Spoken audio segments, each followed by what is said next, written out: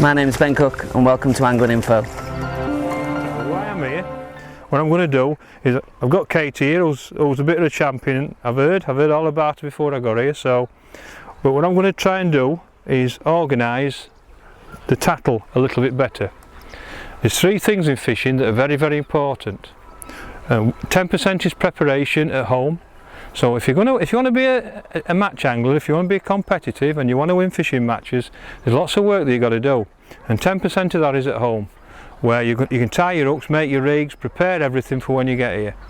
But the 20% of your fishing is here at your peg, where you're going to fish the rest of the day. And 70% of fishing is swim preparation, man management, or swim management as I call it, what happens in there. But I can't teach you about things like that because every venue is a little bit different. But what I can do is teach you how to get organised here at your peg, so it helps you when you go to the 70% out there. So if Katie, just get off your box down in a minute please. So straight away, I've asked Katie, the first question as a coach I always ask the pupil is, are you right or left-handed? In Katie's case she's right-handed. Now that's really important from a coach's point of view, is because most people who are right-handed it's not a big problem, but if you're left-handed they've usually been taught by somebody who's right-handed and they crisscross lots of things. So the first question you always ask is, are you right-handed? So now I know that she's right-handed, we've got to get the coordination of the eyes and the arms into the same sequence. But the first thing is, the most important piece of fishing equipment is the box. The box is the most important part of anybody's fishing tackle, and that's because you sat on it for 5 hours. You need to be comfortable, you need to be set up. You can't fish and be uncomfortable when you're tipping over and you're laid to one side. You need to get your posture on your box right. So the first thing you do is lower it as low as you can to the ground. That's the first thing, so it's not wobbling on the box. And you can see in Katie's case that the legs are all extended, so she's too high up. So always get it as low as you can. The next thing is the bait tray. The bait tray is very important. Now in this case it's quite good because, sorry, can I just put that there? Yeah, of course. So the bait tray is really important because your hands work in conjunction with the bait tray. So the first thing we do with Katie is get that box right, get it as low as we can. So I've just missed something out. And if you ever want to know if it's straight and you haven't got a what they call it on it, use a tub of water. And if you put the tub of water in the middle of the box like that, you can see the way that it tilts on the outline of the water. If it goes that way, it means it's sloping back, and if it runs that way, it means it's sloping forward. So you can actually look at the water line around there and it tells you whether your box is straight. And if it's tilting that way, you can see from the water that it's tilting the wrong way. So you can adjust it that way. So when you get your tub of water and put it on your platform, you can see the same thing. In that case, it's okay. It's perfectly flat, which is what you want. You want the platform perfectly flat so that your feet are flat. And the idea then of the tray is this.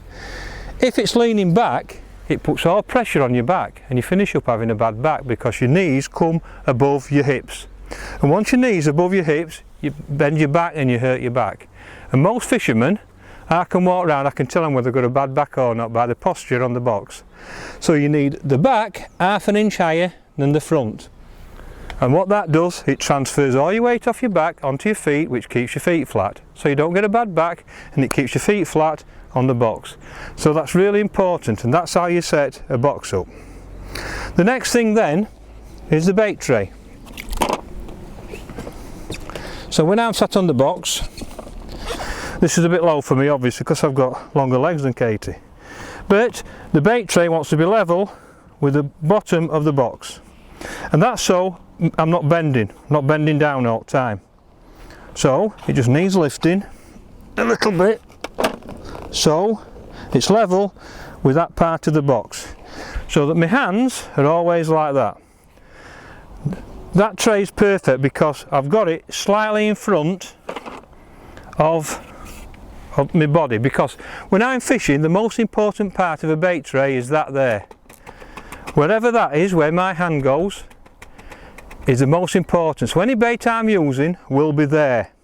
So if I use worms, I transfer it over and I move it the whole time. And the simple reason is if I'm fishing, I can pick my catapult up, and I always go there with my hands. So I can pick them up, look at my float and fire the bait out.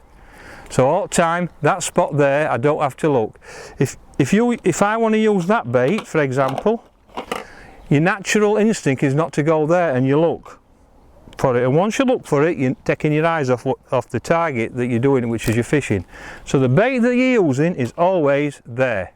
If you get your bait tray and go like that, wherever that spot is, that's where your bait goes. And if I want to use sixes, then I turn it over. So that's a nice position, but just wants to be level with that side of the box. Now then, she's right-handed, so the keep net's in the right position, because when you get a fish, take that off, the keep net's there and the landing net goes on the top. And you can see now that it's on that thing, and the idea is the landing net goes on top of your keep net, so when you're playing the fish you can pick it up and you can net the fish easy. You're not looking for your landing net, so it always goes on top of your keep net. If you're right-handed, when you catch a fish, you pick your fish up and it goes straight into the net. You're not crisscrossing and bending your body over, so it's always slightly in front of you. But most things Katie's got really well, she's done quite well. But one thing she's got really wrong is this. And this is simply in a way. You can see straight away it's in the way of everything. She's going to break top sections. Because my bait is all, because I'm right-handed, all my bait and all my tattle is on the left-hand side here, where I can get at it. My tattle is what I pick up with my right hand, so what we need to do with this is move it. And it needs to go in a position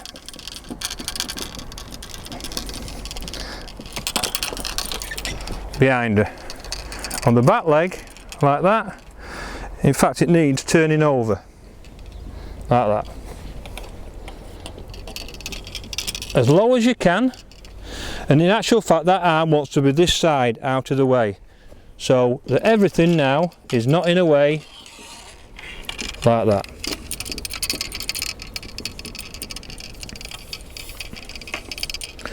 It's out of the way.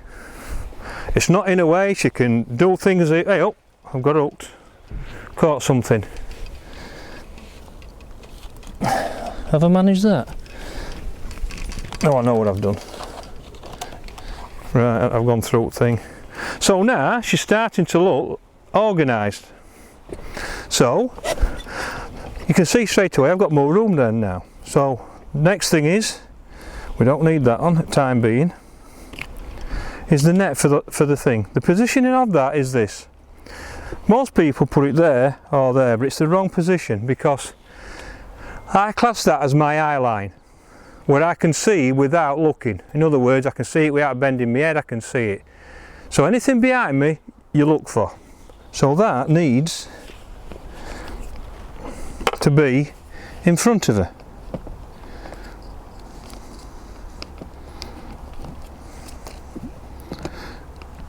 Like that. So, have we got a section of a pole? You've got your pole, darling? It needs to be the same height as the box. Just two sections will do, please. Give me them two there. Two. Perfect. So, when I'm playing a fish, when I play a fish like that and I put it on the roller, I'm not looking for it now, because it's there, I can see it, I can just put it in. And I'm still concentrating where I should be, I'm looking at the elastic. So when I'm watching a fish, I can come up, I can take the sections apart, and I'm always going to put it in the net, because it's in my eye line there. And when it's there, it's not, you're looking for it, so you're not concentrating on what the fish is doing. So always put the net, or whatever you've got to hold the pole, on the front legs like that. Now then, which brings me quickly, I can't cover everything obviously, I'm just trying to cover some major points to help you. I'm just worried about this tangle here. Let me just get my section about pole rollers. One of the biggest questions I get asked is, where do I position my pole rollers? One of the biggest questions I get asked, and it's also the easiest to answer. if I look at that behind me, it's a clock face, and 12 o'clock is there and 6 o'clock is here. If you're right-handed, you position it at 11 o'clock. Most people put it at 12 o'clock, they put it behind them. The trouble is with that, you go like that and you look for the rollers. But your natural instinct is to go like that with your rollers, and that is 11 o'clock. So always put your rollers at 11 o'clock. Now then, probably the most important part of today is this. How do I hold a pole? Simple. You don't hold it like that. You don't hold it like that. The easiest way is this. Your elbow should be at the end of the pole like that. And then you hold it there. And you hold it so you use your elbow as your strength, but also the most important thing is this. You're holding it like it's an extension of your arm, because if your arm were 11 metres long, you just tie the line to it and just strike that way, and that's all that you're trying to do. But the reason why you do that is you're using markers. What I mean by that is, I see lots of people holding poles like that.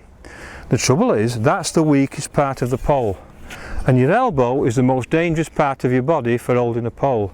And what happens is, as you keep striking, because that's the weakest part, you break the tensions in the little fibres in the glass, in the carbon, sorry.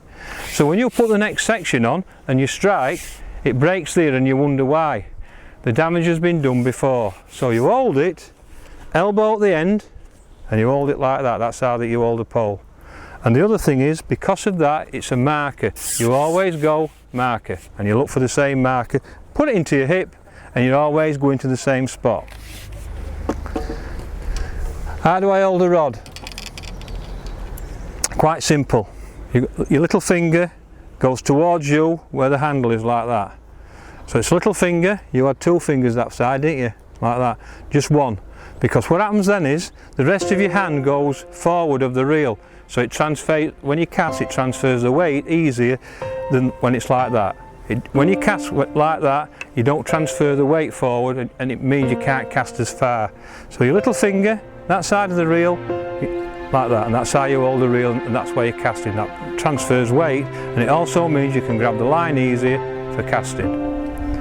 Now then, there's some big points that you, as youngsters, have got to learn. So you might as well start from the beginning, and if you start to do it right from the beginning, you'll learn to fish correctly, and it'll be easier for you at a young age. So you can see with Katie now, all the stuff is in an organised position, everything's better, a little bit better prepared, she'll be more comfortable on the box, and if you're more comfortable in your box, you prefer your fishing better. So, then just a few little tips for you. Let you get back fishing now, and we'll try and spend an hour here walking round and try and catch you a fish or two. Alright?